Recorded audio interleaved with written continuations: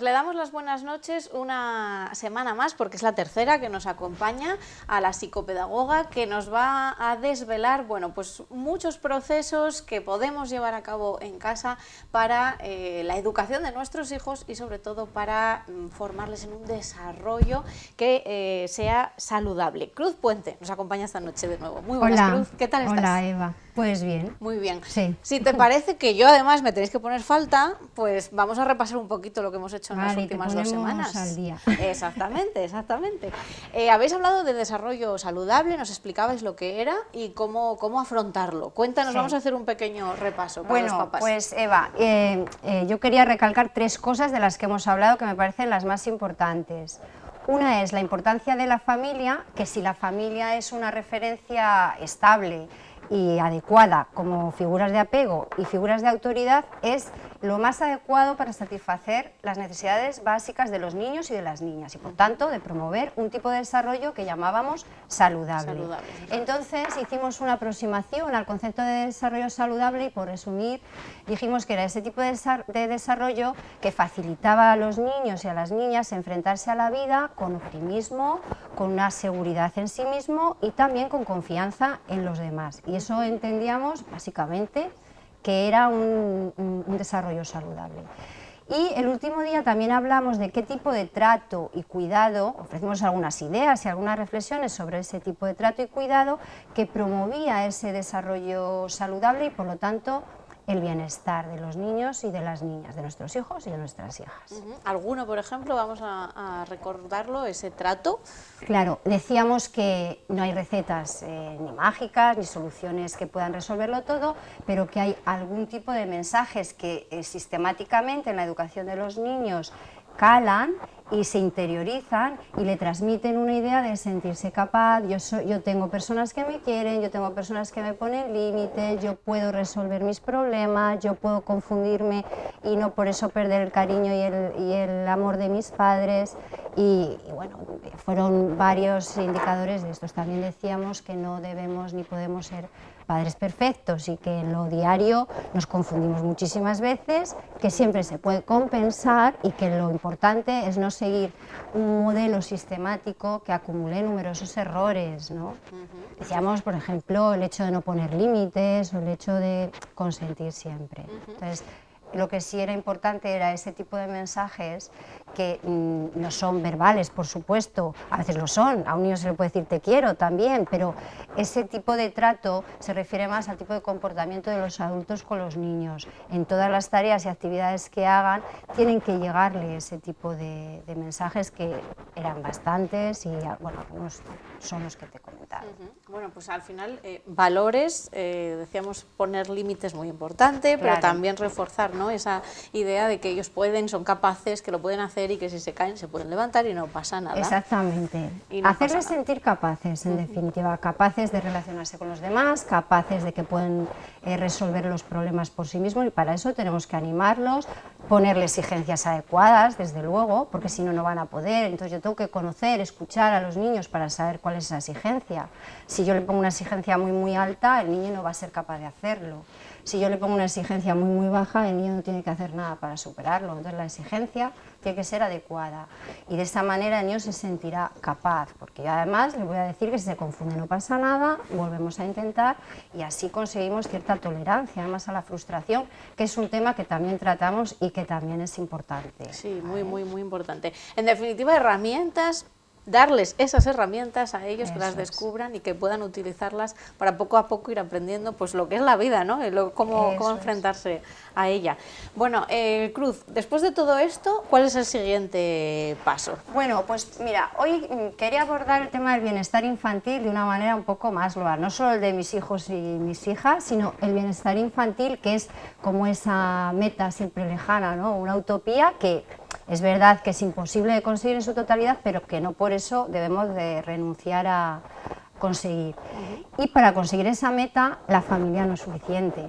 Entonces se necesita la escuela y se necesita la sociedad en general. Y entendiendo sociedad como los medios de comunicación, todos los agentes sociales, empresas, quiero decir, que tiene que haber algún tipo de pacto común para lanzar los mismos mensajes a los niños y a las niñas, porque aquí la pregunta sería, una sociedad se tiene que plantear qué tipo de ciudadano o qué modelo de ciudadano quiero yo educar y qué modelo de sociedad quiero yo que sea la sociedad del mañana, porque yo me puedo hacer esa pregunta porque hay respuestas. Hace pocos días revisaba un artículo que José Antonio Marín ha escrito en un medio de comunicación y justamente hacía esa referencia y decía que, claro, la respuesta está entre dos polos. Uno, yo puedo querer un modelo de sociedad con individuos competitivos que persigan metas individuales, o en el otro extremo estaría un modelo de sociedad en el que fuera más igualitario. Entonces, entre esos dos extremos hay todas las posibilidades. Si están las posibilidades, tenemos confianza en que la educación puede hacer promover ese tipo de ciudadanos. Lo que pasa que es necesario que todos rememos en la misma dirección, tanto la familia como la escuela como la sociedad. Y no siempre, sabemos que no siempre es así. Porque muchas veces nos confundimos, pensamos que, bueno, que es que hay una cuestión de herencia que hace que un individuo sea de una manera, otro de esto no se puede controlar. Pero en realidad eso no es verdad. No es verdad porque si uno conoce cómo es la naturaleza humana, pues nos da muchísimas pistas. Y eso también lo quería explicar un poco hoy para que veamos la capacidad de influencia que tenemos y que si todos nos ponemos de acuerdo es posible un modelo de sociedad que a nosotros nos guste más o que supere problemas que a nosotros nos parecen que no están resueltos. Efectivamente. Bueno, coordinar mucho trabajo, que es lo deseable, pero que efectivamente se tiene que hacer o se debería de hacer. Y empezando, decías, Cruz, que no siempre se está haciendo, y los ejemplos tenemos muchísimos. Muchísimos. Y empezando por la misma ley, ¿no?, de educación, que es el caballo de batalla político en esta sociedad, que cada vez que cambiamos de gobierno, cambiamos de ley y nunca estamos de acuerdo, siempre hay discrepancias y nunca hay un consenso generalizado. Pero fíjate, Eva, es que la ley debería estar ausente de ideologías, porque hay una parte de las cosas que son ciencia educativa. Las leyes del aprendizaje están muy claras, sabemos métodos que funcionan mejor y métodos que funcionan peor, tipos de agrupamientos que dan mejores resultados, y eso todo está estudiado. Hay experiencias de calidad que además nos indican cuáles son las mejores experiencias y cuáles no. Entonces, eso todo tiene que quedar fuera de la ideología. La única cosa que está dentro de la ideología es el tipo de ciudadano y de sociedad que yo quiero conseguir. Entonces, si yo me planteo una sociedad de una manera, tengo que utilizar métodos colaborativos. Si yo quiero una sociedad de la otra manera, tengo que utilizar en educación métodos competitivos, pero lo lógico es que lo que se respete sean los derechos de los niños y las niñas y las necesidades básicas y educarlos en la satisfacción de esas necesidades básicas, y veríamos cómo nos conduciría a, desde luego, una sociedad más igualitaria. ¿Cuáles son esas necesidades básicas de los peques, de los niños y niñas? Voy a explicar un poco cómo es la naturaleza humana y de dónde salen las necesidades básicas. Es así una cosa un poco que igual parece que se desvía, pero no. Entonces, fíjate, pues muchas veces solemos decir que los niños no tienen libros de instrucciones, pero nos confundimos porque sí que lo tienen. Sí los tienen, vamos a ver cuáles son. En cada una de las células de su cuerpo, porque claro, somos el resultado de un proceso de evolución larguísimo. Y en todo ese proceso se ha acumulado muchísima información y toda esa información está escrita en un libro gordísimo en cada una de las células de los bebés. Ese libro tan gordísimo se llama genoma, ¿vale? Y fíjate, Eva, el 1% del genoma nos indica que somos diferentes a los demás seres humanos. O sea, un bebé nace y yo sé que es un niño, va a ser un niño, un hombre, una mujer, diferente de los demás seres humanos. En su aspecto físico, en su personalidad, en su carácter, o incluso en si puede tener una minusvalía o no tenerla. Pero más del 99% de ese genoma dice que somos iguales. Fíjate. Entonces, pensamos que somos muy diferentes, pero en realidad no lo somos. ¿Y cuáles son esas cosas en las que nos parecemos? Pues mira, primero que tenemos una gran capacidad de aprendizaje y una gran capacidad de adaptación. Sabemos que nos podemos adaptar a culturas distintas, a contextos distintos, hacemos un sinfín de comportamientos, usamos tecnologías, tenemos un lenguaje muy sofisticado, que además si yo nazco en España, hablo castellano, es decir, que la capacidad de adaptación es muy alta. Claro, esa capacidad de adaptación es posible porque yo tengo un cerebro también muy evolucionado, que cuando los niños son pequeños, los bebés, es muy flexible, por eso hay esa capacidad de adaptación, pero es muy vulnerable, lo cual quiere decir que es muy sensible al tipo de trato y cuidado que se le da. Entonces, lo que pasa es que cuando yo veo a un bebé, veo a un ser humano que va a tener todas esas capacidades, pero de momento yo lo veo muy indefenso, no se puede desplazar, no puede alimentarse por sí mismo, y él clama con un llanto muy potente el apego de alguien para poder sobrevivir, porque él tiene unas necesidades básicas que satisfacer. Y Félix López, que ya lo he citado aquí alguna vez, dice que las necesidades básicas son de 3 tipos: biológicas, mentales y también relacionales, sociales y emocionales. Y solo las pueden satisfacer los adultos que están en contacto con los niños. O sea, la escuela, primero la familia, la escuela y después la protección de toda la sociedad en general. Y esas necesidades tienen 2 características fundamentales. Unas que son precisas, es decir, son unas y no otras. ¿Vale? Y además son universales, todos nacemos con esas necesidades.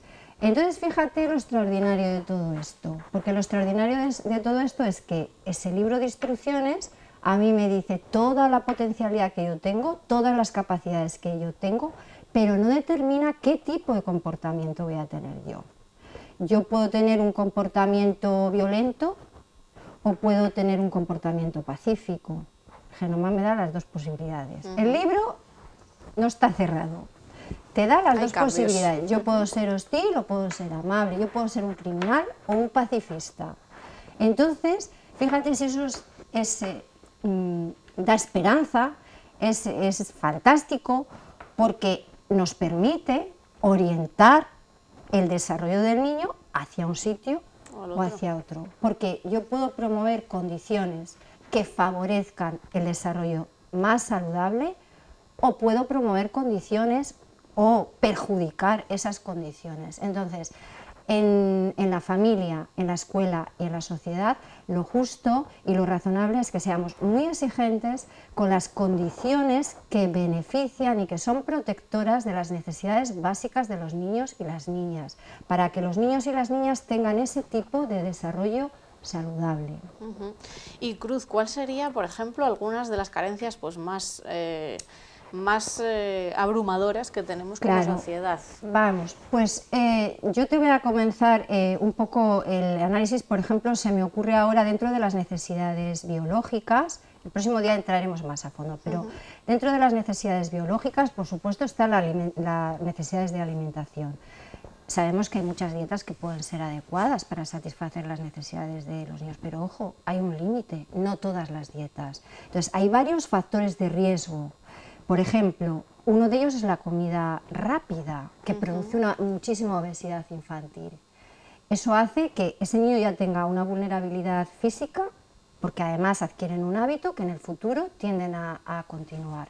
Y, por ejemplo, otro de los riesgos importantes es que la industria de la moda y la industria cosmética, ¿vale?, lanza un mensaje cosmético del cuerpo, no lanza un mensaje de bienestar y de salud. Y eso causa enorme sufrimiento a muchísimos adolescentes porque provoca trastornos de alimentación como la anorexia y la bulimia, que sabes que son una lacra. Y eso se produce a través de información muy potente de las industrias de la moda y las industrias cosméticas. Ya sabes cómo de exigentes son las industrias de la moda, que sus modelos tienen una talla 34 y son prácticamente anoréxicas desde mi punto de vista. Sí, desde luego. Y luego, por ejemplo, otro de los factores de riesgo es la asociación que hay entre ocio adolescente y consumo de alcohol y drogas. porque yo creo que como sociedad no nos podemos permitir que una niña de 12 años muera en un coma etílico, sin que su familia, ni la escuela, ni la sociedad la hayamos podido proteger. A mí realmente eso me avergüenza. A ti yo creo que, vamos, a toda la sociedad. Claro, entonces hay condiciones en las que si todos nos ponemos de acuerdo, seguro que no sucedían, o por lo menos evitábamos en su mayor parte, porque siempre esto es muy utópico, nunca se puede estar perfecto del todo, pero desde luego, o plantéate, por ejemplo, en sociedades donde hay una guerra, el desarrollo infantil está completamente desprotegido, o donde existe el trabajo infantil, donde está permitido el trabajo infantil. Pero es que incluso en las sociedades donde el trabajo infantil no está permitido, yo puedo llevar esta camiseta que ha sido hecha por un niño en otro sitio. Exactamente, hay consecuencias y nosotros las podemos Claro. evitar o no, y está en nuestra mano, con cosas como tan gráficas y tan palpables como la que acabas de decir, Cruz. Está en nuestra mano también fomentar eso o no, ese trabajo infantil, aunque aquí no esté permitido. Cruz, pues la semana que viene entonces vamos a ahondar en todo esto. En todo esto, porque vamos a explicar cuáles son todas esas necesidades, las mentales también, qué riesgos hay y las emocionales y relacionales también. Pues en casa, en la escuela y también como sociedad, y nosotros tenemos gran parte importante que hacer en ello porque somos un medio de comunicación y efectivamente nuestros mensajes también calan y calan Ahí espero. de una forma, esperemos que estamos haciéndolo positivamente y si no lo tenemos que cambiar. Pues Cruz, muchísimas gracias. Venga, esto es Eva. muy interesante. ¿Sí? Es una escuela de padres, de madres por supuesto, pero para todos, para toda la sociedad. Sí. ¿Te esperamos entonces la semana que viene? Sí, ¿Vale? perfecto. Muy Aquí bien. estaré. Que disfrutes de lo que queda del puente si es que tienes, que no lo sé. Sí. Pues muy bien, muy bien. Un poco. Pues la semana que viene, ya sin ese descanso, pero seguiremos hablando de esto. Vale.